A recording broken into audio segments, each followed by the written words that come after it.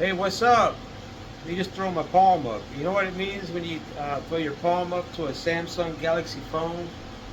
It means it can do two things. One, if you're in selfie mode like I am in right now, we're using the front-facing camera and you show your palm and you have it enabled in your settings, it will automatically take the picture for you. It takes a lot of pressure off.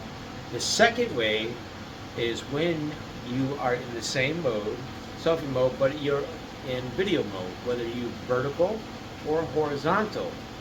Vertical, horizontal, you hold your hand up just like this, and by default, Samsung Galaxy phones, not all of them, but usually the ones like the mid-grade phones, will tell the camera, sometimes you have to hold it back or you can't be like right up on it or anything, we'll tell it to begin the video recording process. This is essentially great for people who can't seem to get it just right. Anyways, take care.